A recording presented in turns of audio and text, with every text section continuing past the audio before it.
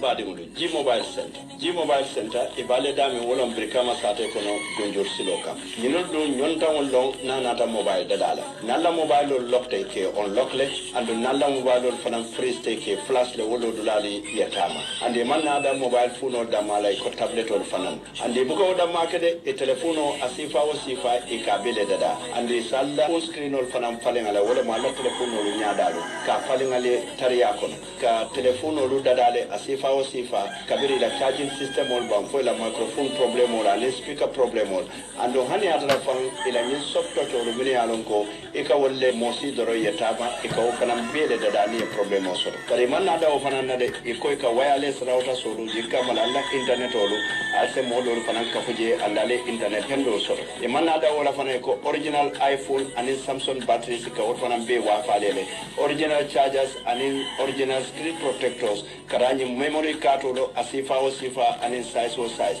full covers asifa o sifa and color abele be bulu bari bluetooth headset o fanan so dale wala nyim bluetooth headphone o te and speaker wala badi ngon kamuna bata al ngamboro no G Mobile Center min ya ko felale gunjur Johnson o do brikama sate kono wala ni alafta kuma ko moyla ni ko beto be min fokali kuma ni telephone to 7242085 6242085 wala 3737578 badi mo al ngamboro G Mobile Center min ya ko bale gunjur Johnson o to dega G Mobile Center ni nyoko yor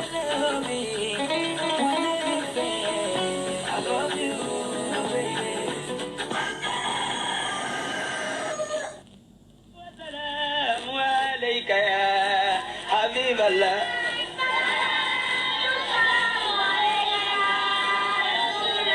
صلاة وسلام عليك يا حبيب الله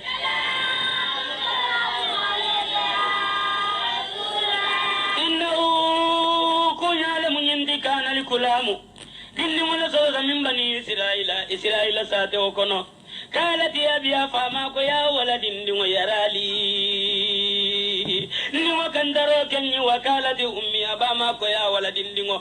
أجروا كتاب الله كامن سولا دالو كرني فكسماني بانم فاكو يا تفي أمري وكونيالا مسائل رسول الله تدنيوتي على لكيلا نياكوتو صلى الله عليه وسلم كيسين النمو بكيلامية قال النبي كيلا نمبانك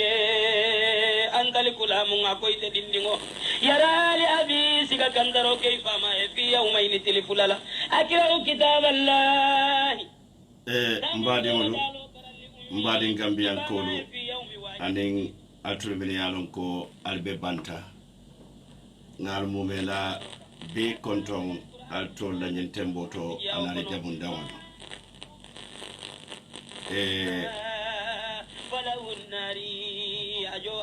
me manso tentula manso mi yalon ko atele mu kumfa yakunoti manso mi yalon ko atele entulu dada bari abin dala wato minna man fen kalamuta de woman so mi yalon ko atele mu alati bari woman so atele ka kuke ko mi yalon ko adiyata te andu namurunta ay wokul ke ndolo hadama dengulu de mboka kuno woto bari ni nata jibe afele bi mune si TRRC nko lafita justice lela pour molu min yalon ko ye farol bari Allah subhanahu wa ta'ala badi mun atele mu farlati atele kan niyota wala ya sabu mba tentula mba jayila tenturo anin jayro anin warandiro bi yalon ko dandulata badingolu niaje nata platform to nyintembola lafita duwale nyene la dunia bebulu minulu yalon ko ibel lamoy kan anin minulu yalon ko ibel jibe kan nyin kamala e mbadimma dole bije mi yalon ko e ka fayle ko Kadijatu Traoré nyin Kadijatu Traoré malong sinya kilin na nyaaji bari min keta wala mu nyenti ko coming Home FM su radio ani mimbe kering wati nkatara lorin ne kaje ko molu min yalon ko wolle sulata jara rola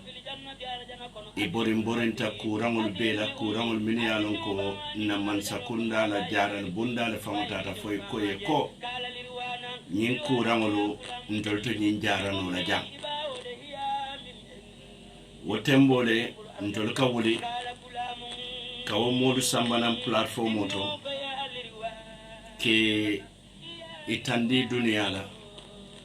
nyin kamala na jiko soto ko Gambia dimul mu molati min yalon ko ibeti ata bak bari Gambia dimul la nyim betiya amam futa moluma min yalon ko wolle be mararo la nyim banko kan bari bi ku jama bije mi yalon ko mbe hati lela nka kodolu moy kodolu min yalon ko ninga moy wato min na hapo fam kasiyam kuntine mbuka kontinu nyin kodolu be nka minul be moy nyin nyaato tal be nka minul be moy Gambia jata kende amu fennete mi yalon ko man sakunda mo wuku mayande bari to nyalon nyimbanko fenjamale ti nyata je wala safo fenti je mi yalon ka be betiare nyimbanko ka bari jata kende akuma yata bakale hadama de wala balwoto niya moy wato mba fala lafta nyato tala lafta development on wote fono la jata kende akko bari abalafa warta amaslanya warta amiro warata kaje ko banko felede banko mi yalon ko aya fangonole sanje tallulu lulu ko o banko bukala molu jarano sasandingolu to o banko bala molu jarala nyaadi le sasa bali to bedwala Kadijatu Traoré fo alasa aminjio fo alasa so nemola anin kafaro aya dunde molu kono min yalon ko wolle betalla kila Muhammad sallallahu alaihi wasallam la kafokon mune asabu nyinku mayata ni mune asabu nyi yenkumbo baring ndol fangole ngafo nko balafade abe longole non ye momin long ika balafa wole bari longo fana manke nyindi ko ini mo nyanta sila le faye me longo fana manke nyindi ko ijanta mo lon na le faye me longo dobije akake tariya le kono doron itina o mari bi jela kotay story tata nyaadi le miya sabu bayrin teri jamale bije andu ngamo jamale mako e radio to jam ala la man sabaya to men yalon ko ye jara rolu soto wol kono dolbe tubabu banko kan yentemboto mo jamabe lopit mo jamabe Dakar yentemboto dolu fanambe toki dolbe dikira dolu comme nga fo nyami banku dokuo ate keno la kunkilin dokuo bari ni na rajibe nyunul ni borinta ila dimba yalu be bulu kuran keso be bala katale foy jikilate katuko ijikita ko ibe jaralo soto la dami Gambia ja wolon banjul la bitani bati wala MRC wala le bitani kota wonto ni nata futa ñil lopitanolu beeto e man na jararo soto je koy kon ta jarano la ñim banko kam foyta Sénégal walla foyta tubabu do bankol kam a jikilate warta anni ko ya warta anni de to warta bara jakalo lalla tamita mbadi Gambian ko ñing keta lunkiline mbijam na telefono kumata kabirin ko hello aketa musu kamoti ñim muso ñing musu kebalem akonye pamo dun kay nam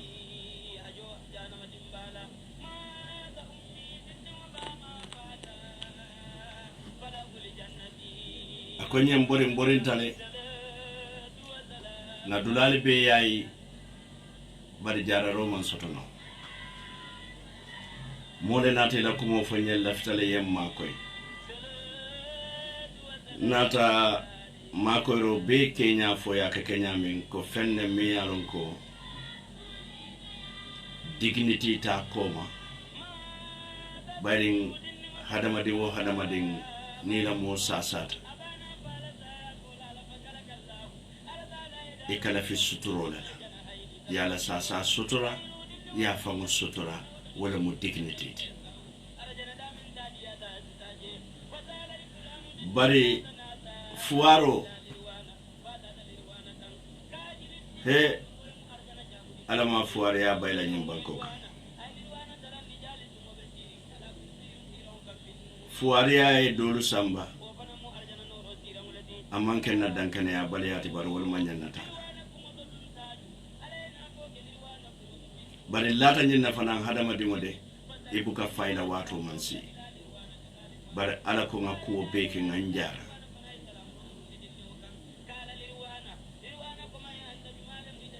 mbadi Gambian ko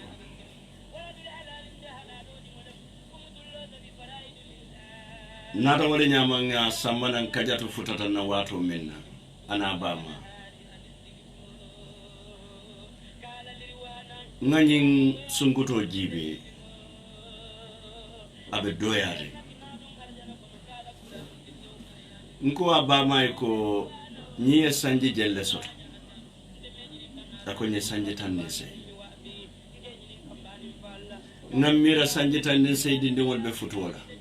sanji tanese dinde wolbe university luto sanji tanese dinde wolu wolle be office bal ko ne be do kolula bare nyen sanji tanese kuranwa ya domo fo labamala aketa ko sanji tanay wala soto bari alale man sote alale mukum faya kunote atele yalo mune ya saba nyin kurama la nyin sunkuto kan alawo mari akela e joti yomal kiyama kila hormondo mbadi bari mune ya sabu mbe nyin topiko nyin fela nan andul lafta modi duwa nyin musoe sanje tan den sey ay wala soto kato ko biringa nata jang nga wodi amol ke Gambia dingol mimbe banda ya kata bake waya sabu ngani na fo Gambian ko be mo be Gambia jaybe nyim banko kanja foy mo Gambia dingol te bam foy mo silalete itata duwani no la dawoda fo somondale kete tata ba ma sama bam fo ibota janne tata gamola ban walla fo ibota janne tata moria walla fo sadale bo dukare alla wodduwale kono Gambia dingol mini yalon ko be tubabu du al duwe nyimbanko la tenkumo be Gambia dingol le bulu mini be tubabu du wala asabu banko la tenkumo be mini lo bulu wati namna duwala ko na banko alama Cairo sabatila tenkumo be membulu alinga dua woliye e ka soto binke soto e lafa ila ŋaniyo le min soto Gambia ye wo ŋaniyo ye lafa andunga be akana ke kariñolu hane bari mbiri nga Khadijatu Samba nan radio to jang mbe Aisha Singate in particular Sai Touré ani mo kota mo ya kata na bari muso do fanambe United States hawa afana ya kata baki ye fundraising ke o fundraising be kelen kodo do mondin sotota bari mune ketan nan ni kuyat tonya na kontane kuwa keta ko Mansakunda ke la moy mimbe kelina bari nan ni kuya kuwa keta minti muna na Mansakunda te ku kela fo ni ya moy wato minna atinyata andu ni be wakela wato lu minna ika kele kominko iko manyinkeno bari maje mba kela ayatara proper organization mantaraje proper structure mantaraje proper arrangement mantaraje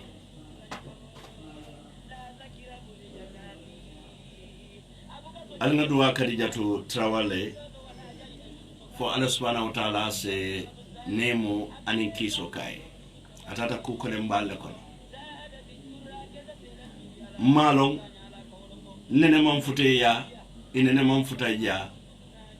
inata radio reto ngadi amoke police jara rosoto kabiri woketa Mansakunda nati nyuila Ministry of Health ye nyuila ye Samba Toki wale ya kata dede Mansakunda nyindu lato ya kata de bayrin kabirin diya muda nga Khadijatu Samba na nyim platform oto wo siyol keta Dr. Samate nala molu mansino iko batu nga nyum Khadijatu la nga Samba Toki ay tajara rola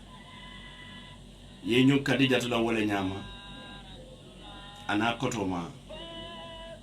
weketa la escorti ye Samba Toki bari mune jakalo nata wara kabiri ye Samba Toki fo kabam he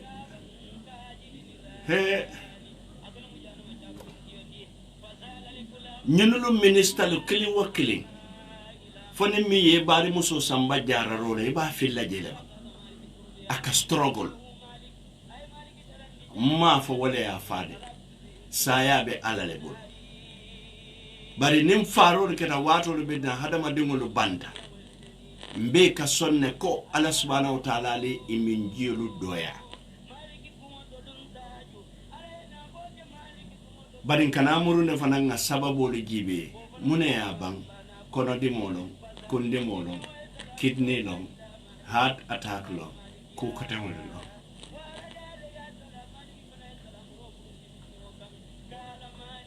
maliki ko ya kula muita dillingo mani anda jumala muita dikala kula mu dinno kay anantelemu wala dole halal akonde halalo di mola mukumutullo tabi faraidu lillahi naman sola farla qulu kan nabi layli sudola wanari anintilibulo kala maliki ko dinno ya kula muita dinno laysa ja adikulu idundula manke jahannama janti ya kula muita dinno kala kula mun dinno ko ya maliki ita maliki wo laysa haja asalu ndeme nyinin kan jahannama dumbali ala fasalu ani abi nke nyinin kan fama Allah kala maliki ko ya kula muita dinno sifatul abi akaye fama badi ngolu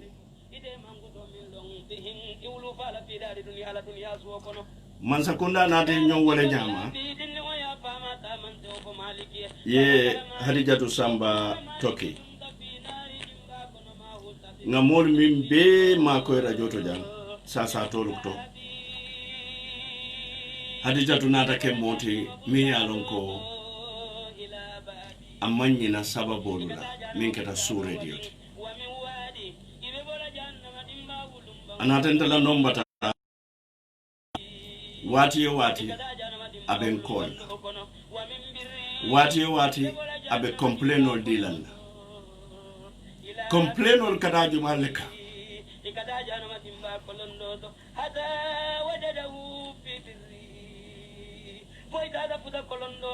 naman sakunda Ministry of Health ni be mo ma koyla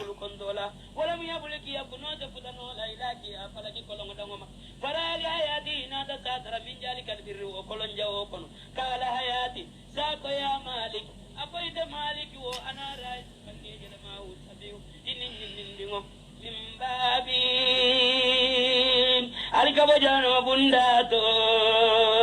ila babi alikadajano bundado walin wami wadi alibola janna wadimba ulumba kono ila wadi alikadajano wadimba ulumba ndoto wami mirri alibola janna wadimba kono goto ila birri alikadajano wadimba kono nko fom man sakunda do kularo min yalon ko wolde responsible tanina fal buka nyim moy bang jahannama atul buka moy bang o fal yamira fo jahannama talin wala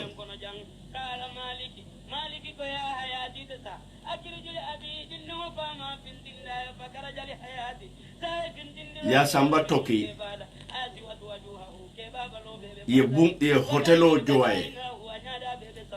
bari kay elaboro wala be fangole bulu e fangole be elaboro san e kay e fangole be elaboro san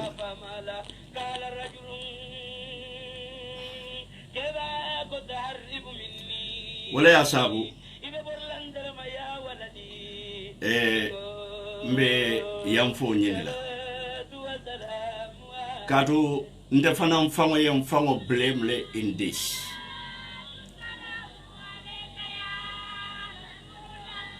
tumando bije asulata boro le minna no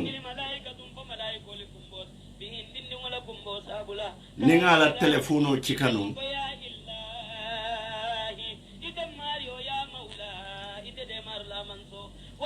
ton non se kodo nyini no waye zaini bi makani abi mfama no to dimba kono kala allah ala ko dinni wo ya tandinne taala man so min be kallan ke yarin yaqulu aba bola dinni wo ya anta laminu ida dinni wo liman atanda ala wa ana akramaka ndara fanange bunya anta mana abi ida ni fama mo fulo ya dikulu ma hu fil jannati mbal fulo dum la arjana la kono sanyin salatu wa salam wa nka min fo non doro wolom nyinti ko ni atara no ay wo telephone min be kentela no bari ndesan na telephone nombal min yalon ko wolle be molu buru telephone nyin kabisi wati abe kumala womo ala tentu baleti wo telephone la kumo wati wo ka sabu wato dolu nkanna wati jama nimbe do ko wala nkanna telefono ke silence le nsenna telefono ke silence wo telefono la taro silence badi mulu yara fa wo wato wala mu wato mi yalon ko kadijatu be sula rindala wala keta wato mi yalon ko kadijatu be sula rindala wala sabu ntol fana wato dolu ka telefono lu tuje ibuketa nyine ya sabu ngam fango blame so wala mbe yam fo dani la wala bare ala kiti tamina doron jonga man kuno woto kabiri nga telefono yele lungo mi yalon ko walune woso mole kajatu banta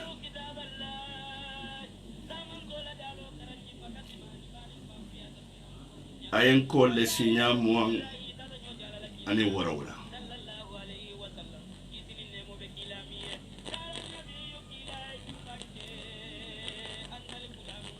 27 missed calls. I voice message o min tuje asiyata.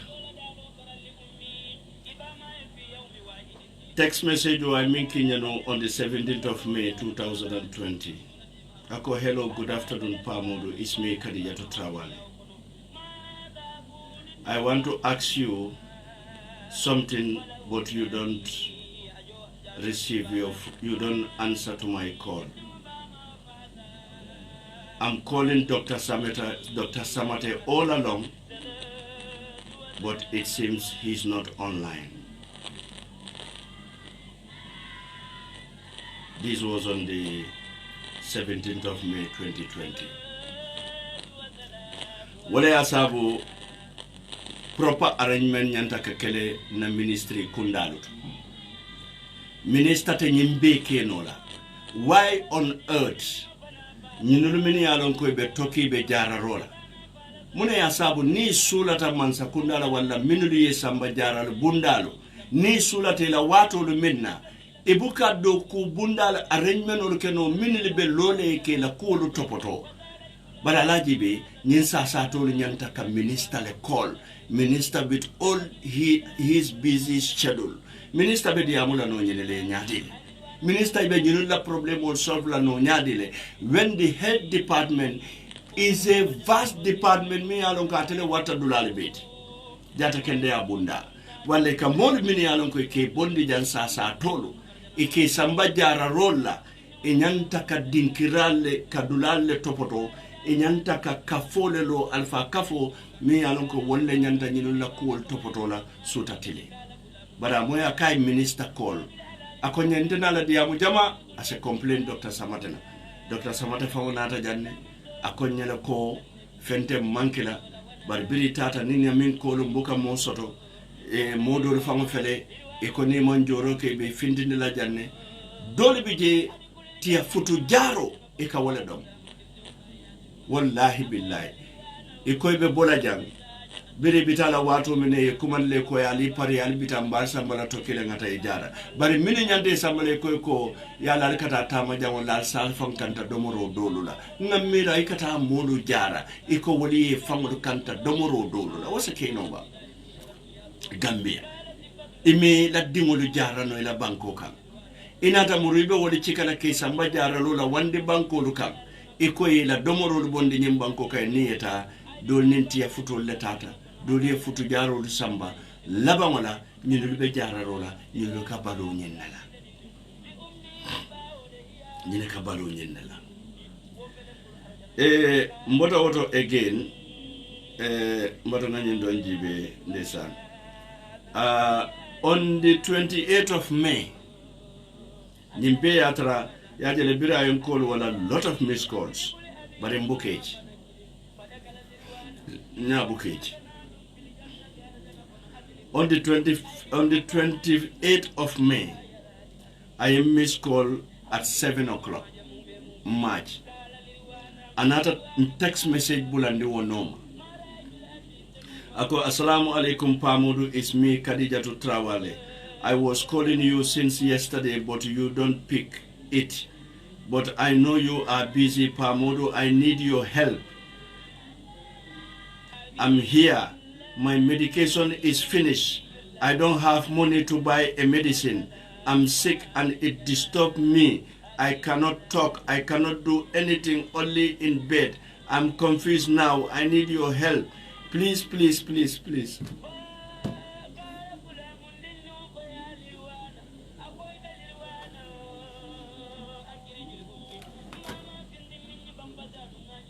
Lisa.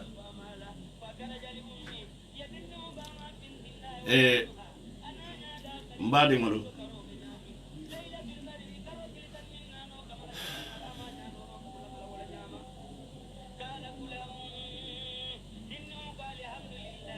Mbedan na janne mobe dawoda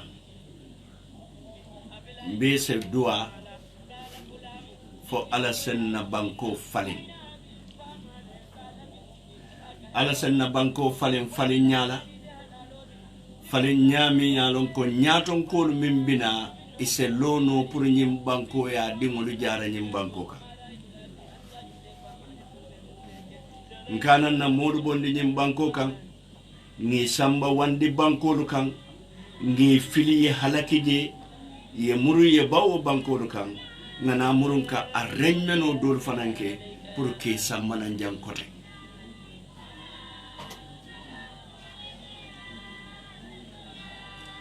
am so man sakunda nyaton ko bebe nyim video la moy la an nyim video kunda la ki ala foy gambia di won lebe toraring ye fonyo carte nyinola ye lo ye do ko ke gambia di ngoli ya lon ne ko tous le mandara tamaka nyim banko ka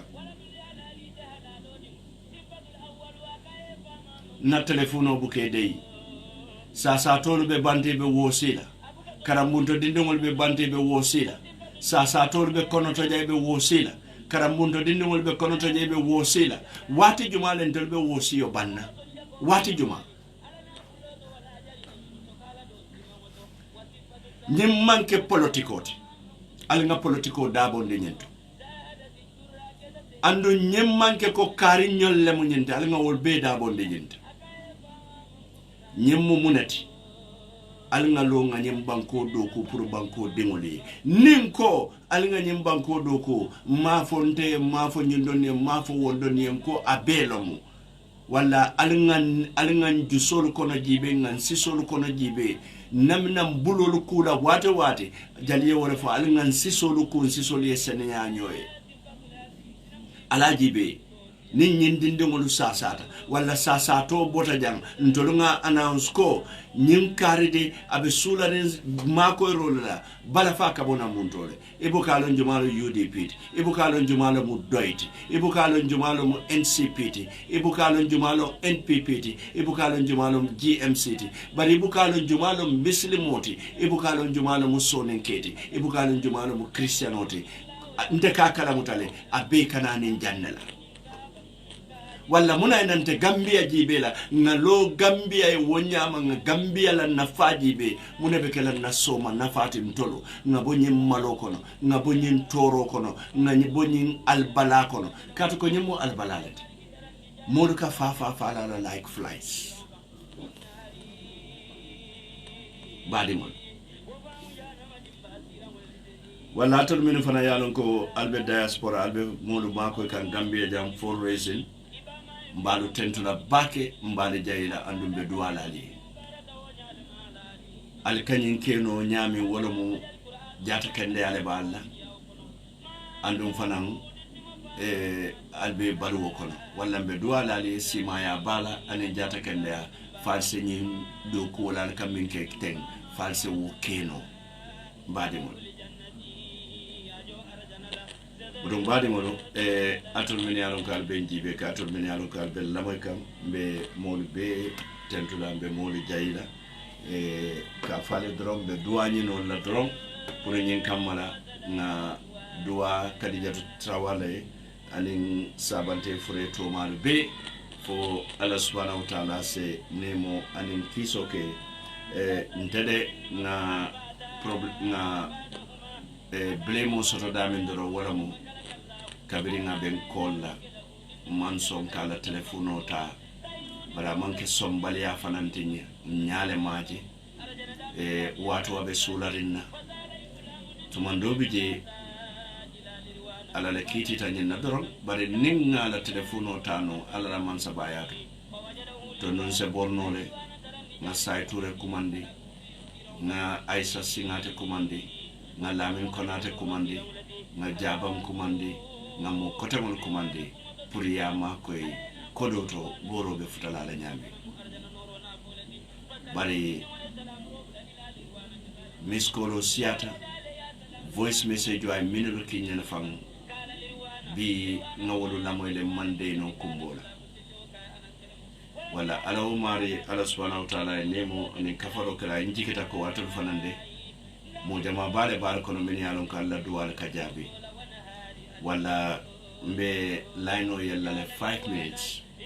pour ali kadijatu mako duwatu bimbe telefono mentala bismillah mbatu ganyen ta astagfirullah mbatu ganyen ta ala hakko bo ndene mbatu ganyen ta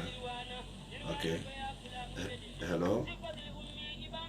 من توفن يم بصفة تعرف إذا كمان كتو من لمبها إن على في دار على في ياسوتو قال صفة الأمي دن ويا بما كمان توف للوانا فدكل للوانا وتمول للوانا دند في الجنة أرجنا كن أتلب الأبي أتلب لأمي أيدن وبما نين أرجنا كن هذا يرى لأمي فايدن وبما جه قال للوانا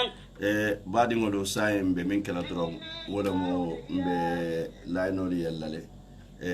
afelenga kadijatu fam koto ma soto line to jang mbatu nga wajibe assalamu alaikum alaikum salam wa rahmatullahi pamodu naam sumu baby je kortante dan tele fatmata tarawale kadijatu tarawale dokoma ya dokoma tokki jang hama kadijatu tarawale kotoma tele nabe tokki yo mbe konton na samala mbe den ta samala ndeysaan kajatu ay kumandin ne ngalo te famo se wosede ya bari na sede yale na sede yale bari aka fanya na kwa bulolo butari wala fi abukan ko kanga ka problem kala ndeysaan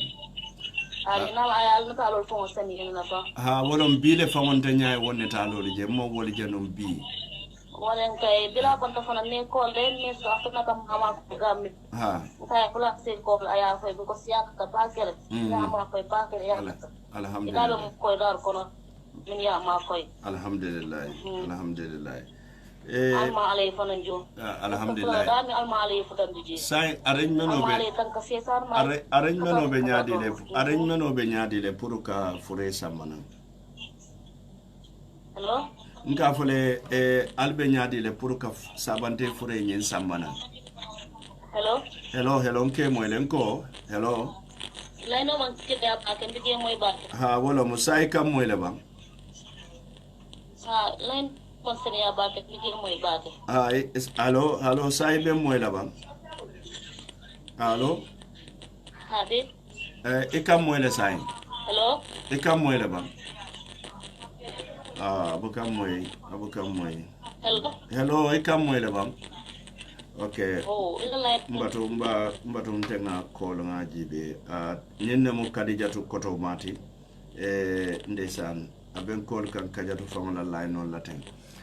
nyenne mo kajatu koto mati mi yalon ko natel tata nyola tokki jara rola assalamu alaikum hello ikam moyle sai yon ka fole watu jowale arrangement be nyaadi le pour ka fure samana Gambia afura wana mawo watu lon polo because ito plenol mantara boli kan so e ba ko ibela ndin flight to so flight to mimbita kuli asamba ndesa kay sen fani na onko bra diamola kay minister ko matona na PS ko because PS la ni ngi kaw ñu be then after sina jibe na ñu fonya na njawe minan sine ko ni na onko talata wal tay minister ko nim PS minister ko nim PS ya jabi minna sina wala mu docteur Samatete akol minister kay nako PS call ina PS call nani ka because PS la benim kokul wol ñun mol ka diam so ma jibe ma ñin kala na mi fo den ko fi ba go di la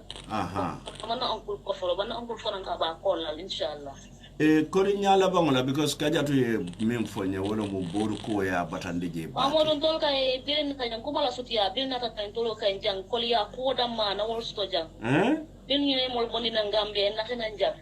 koliya ko damma na wol sto jang nim fo ya lon ko kabe kala tenne ta ko la Gambia nin sina toki ndesan because na molle bin na molle mo sponsor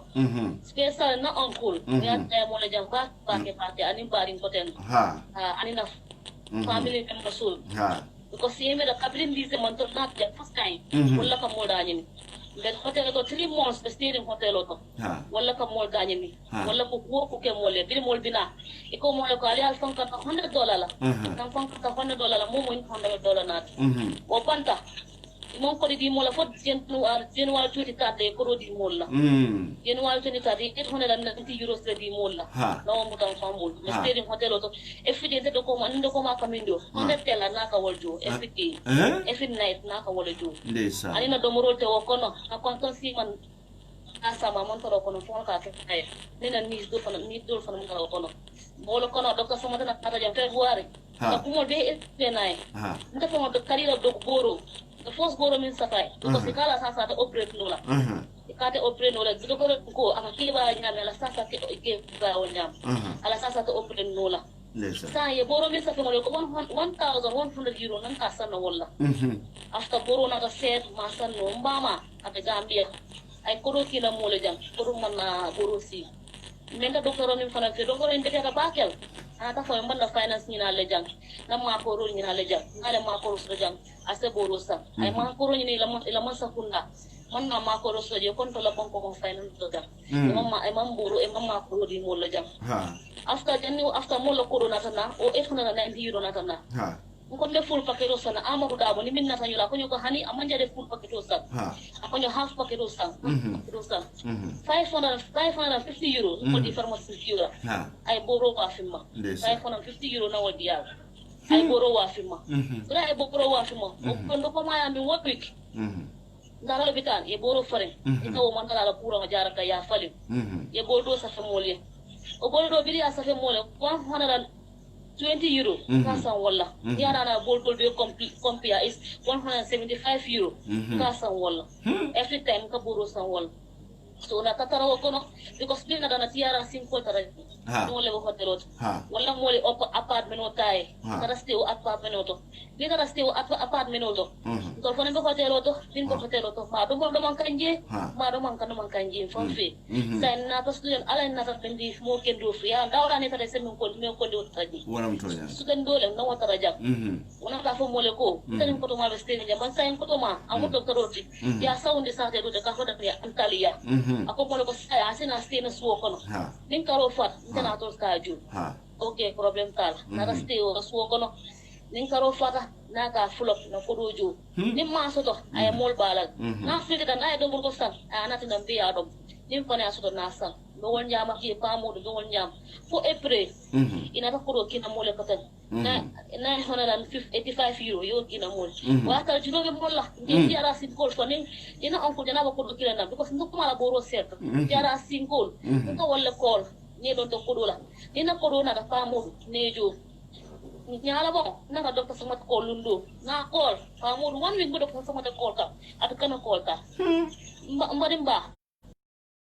gambe no call na fai o fa na ka call na ka fai ana call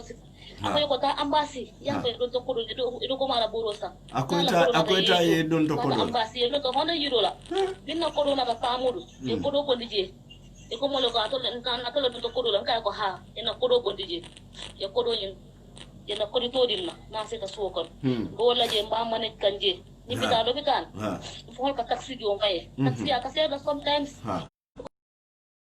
ika tamani mitala ina taxi ka burani mitala taxi jo go wal kol ya kon jang mo bi kan kol na se nyini kay do ko ma be nyaadi mo bi ka fem po molie mo bi ka nyini ka na we about go la kon jam go la ko jam kolum kiri do ko ma na te ko mar suba fa hamu do ko ma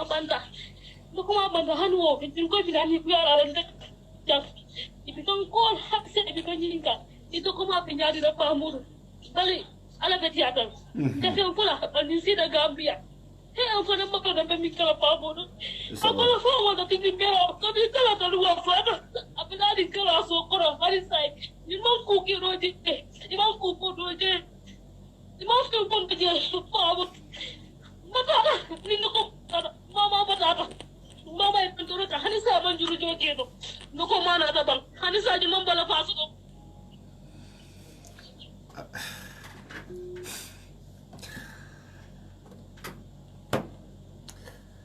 okay badi ngol mbelano yalla le pour nyin kamala modse duake bill laftal ye number min call wala be kala 210 8489 210 8489 wala mo number ti naali en kumandi sorry baadiŋolu ha ala hakko boyneji atol min ye lon ko albe radio to jiber laalo anni kuya warata man sakunda yessa sato bondi jam ya samba arabu do wo sato man domoro soto wo sato ka struggle le bari minister kay ko tanna ambassador kundato ye don to kodo la pour ye borosa Gambia la ambassador kundal mini be banta ka budgetol min di de nafaade mbaadi mon ajakalo warata ani ko ya warata 210 84 89 wala mu nombati wala to min yalo kalbe whatsapp 7343125 00220 7343125 minute dantan dolon na tutaje atul min yalo ko albe lamoy kam bela ferin duwale la mbato ngani donta dole fere anata assalamu alaikum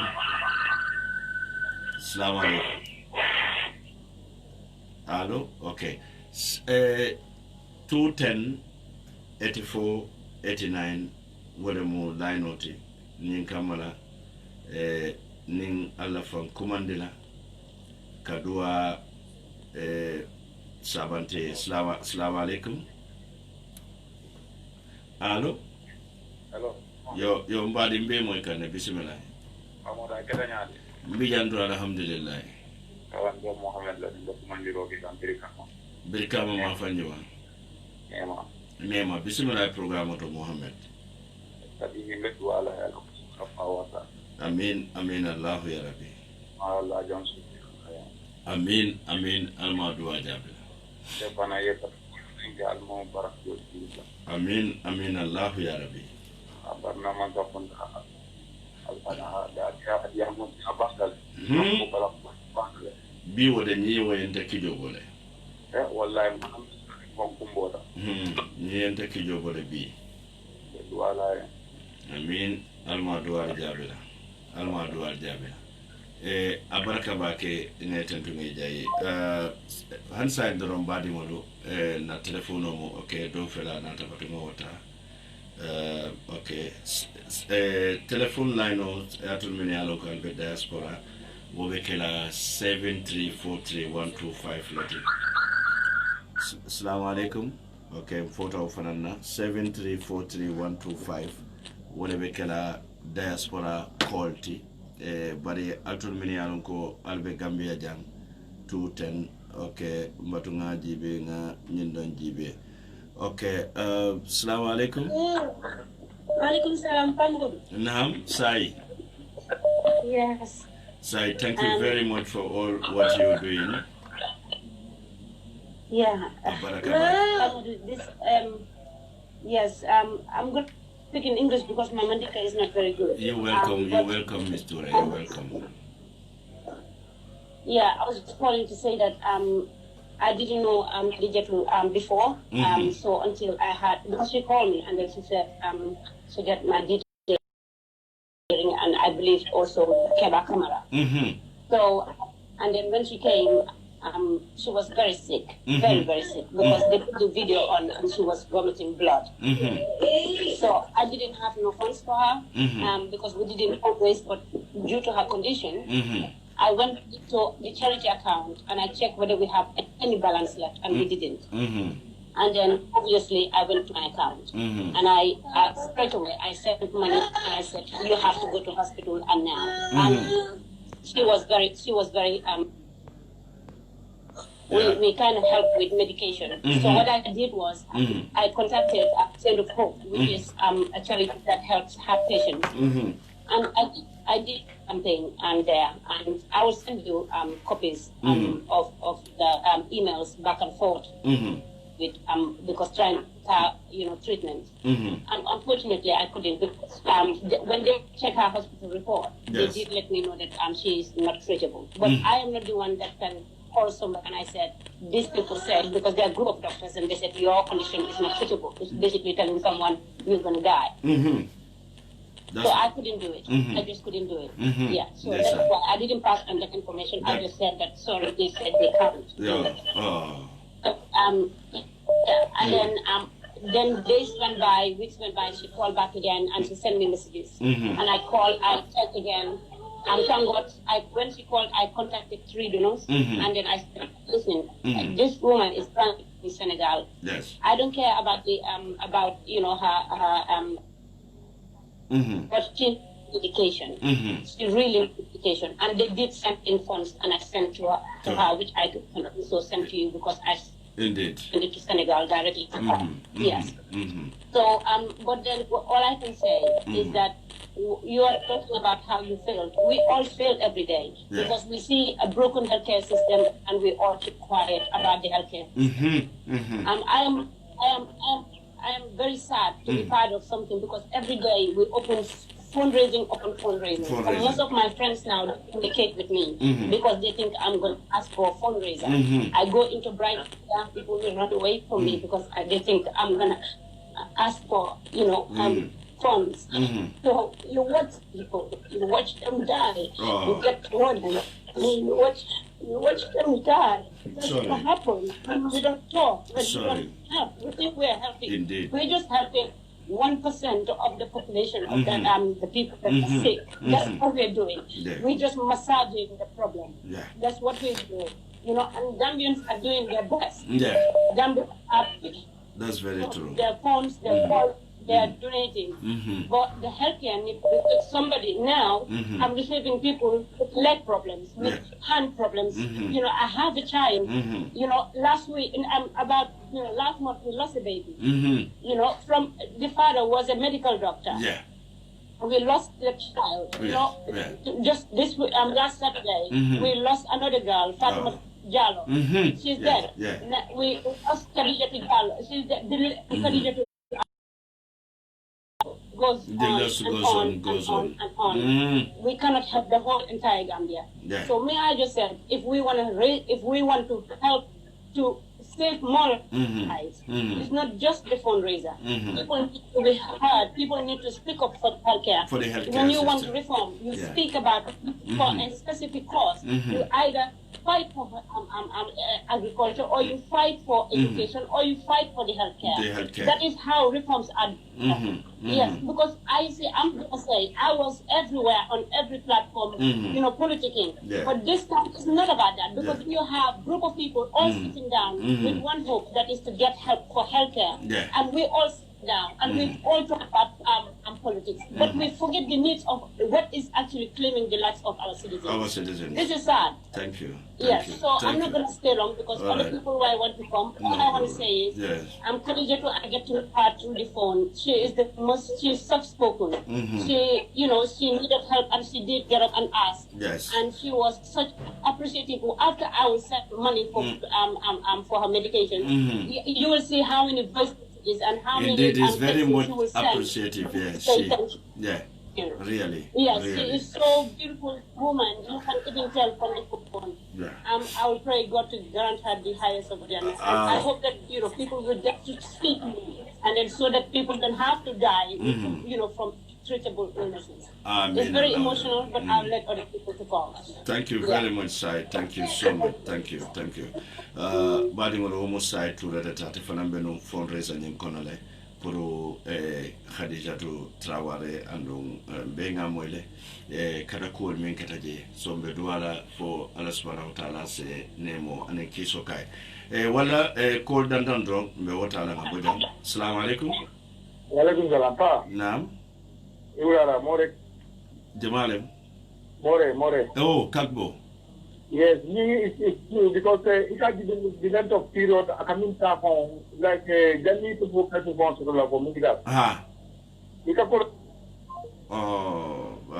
Unfortunately,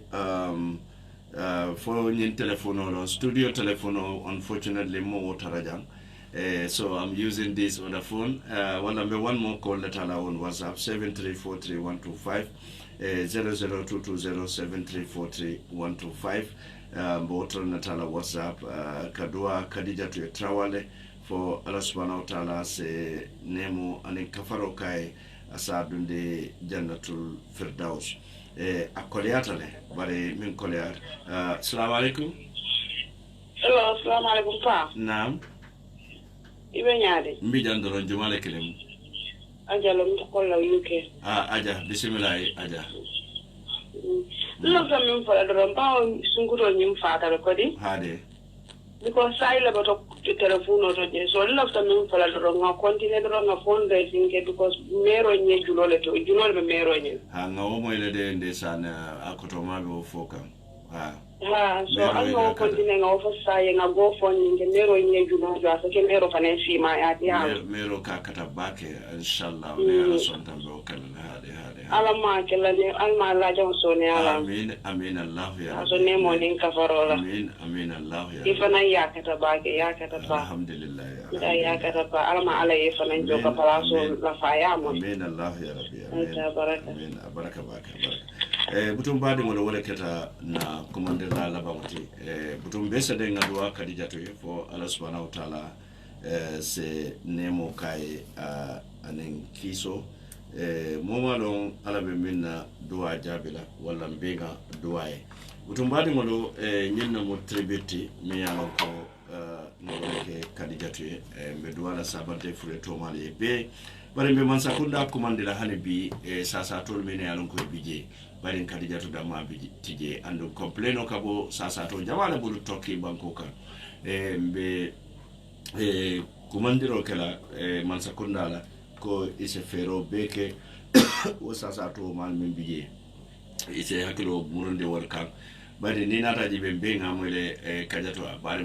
koto may min fo amunta nyindula to e samba doro e pak je nyaka sela wande banko to sako ene mi yalon ko ina buka kankilen fo ina manke sikilenti ina manke ada kilenti wo fenete mi yalon ko koleyata bake walla butun gambia de wona lakeno fere man sakunda yalon ko science no bota moy kam mamburi njay ko yemen spend atata for over 5 point something billion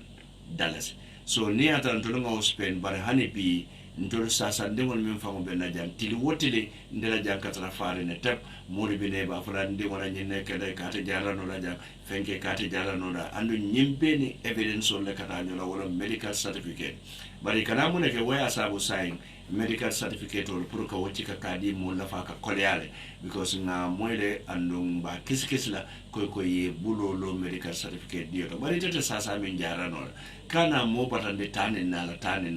andu ya wele sai fana minfo andu ne atara nyino tonya e manyin ko hataji to ke kaje ko pamodu le nyimfo batum to ngana na ke saja e malu to nunnon arrangement obe kala anyamale to nunno is a consular fanke janne ba tikala all the way from here ya samba toki but sai na dibede kunun flight le wulta jan kata dinkralto but sai ko flight je mi alonko wala be furenye samalana wala be duala fana wo furenye fa ya jara ro esaje ko alhakato esaje ko ya sutura ro me alonko wala mo ndolla sutura ro te mislime ya sutura ro wala wakamara nte ko ndego pamudu bojam mbeda na jane fone ala mbeni o sinde talansela wato me alonko be muru nale na puro membe kere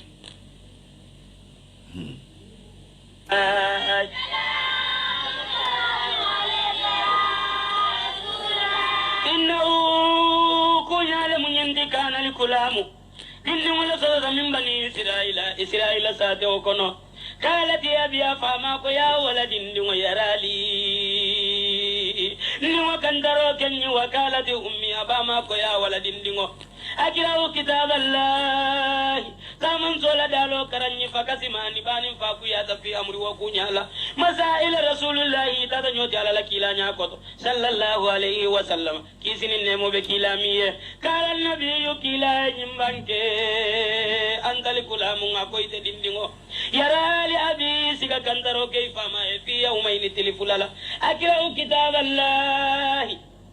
كمن زول دالو كرالي أمي إباما في يوم واحد تلكلنا أفعل سبيود مبارك ونعل مالالي من زول دي ماروكا حتى فجل القرآن فاي القرآن حافظ يوكنو ما تابود وفاما فاتا إكتا جانا مدنبا كلندوتو حتى وجده في بري فإذا دفت كلندو ما يقول له فلكي إكافو كلو لبربل فلكي ولو ترى به تيرو أن كنو ستي كم سمي أتو أمي سنجي كملولو كندولا ولم يبلك يكونو تفتنو لا إلاكي أفلكي كلو دنوما فرالي حياتي ناتا ساتر من جالك البر وكلن جاوكنو قال حياتي ساكو يا مالك أقويت مالك وأنا رأيت كن يجل ما سبيو إني نندنو من بابين ألك بجانو بنداتو إلى بابي ألك داجانو بنداتو ولين ومن وادي ألك بجانو ودنبا ولنبا إلى وادي ألك داجانو ودنبا ولنبا دوتو ومن مري ألك بجانو ودنبا كنوتو Center. Yo te veo